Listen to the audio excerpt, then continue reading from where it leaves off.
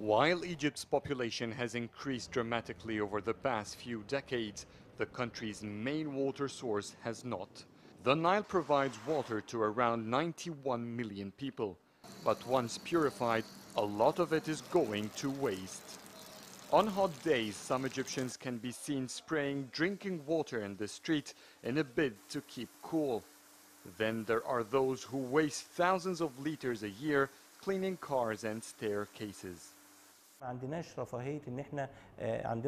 are at a time where there is no room for this welfare. There are government companies paying a lot of money to produce drinking water. We can't waste this subsidized water. We don't have many rivers and it doesn't rain every day. We're at a water scarcity area.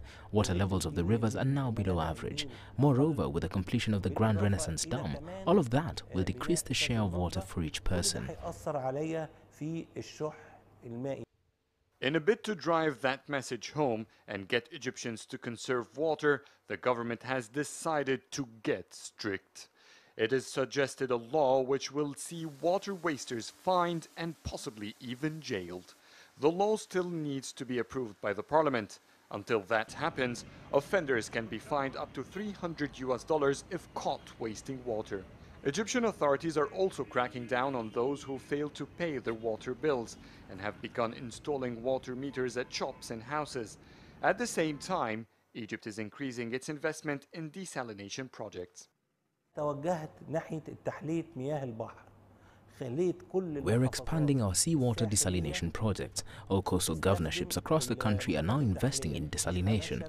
Before, we used to extend Nile water in pipelines for about 400 kilometers to those places. It burdened our maintenance budget.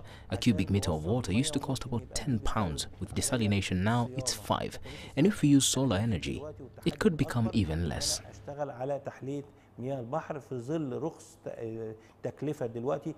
Egypt is way below the 1,000 cubic meter a year water security line recommended by the United Nations. And while some Egyptians seem to still believe they have excess, others have to stand in queues with buckets to get their small share.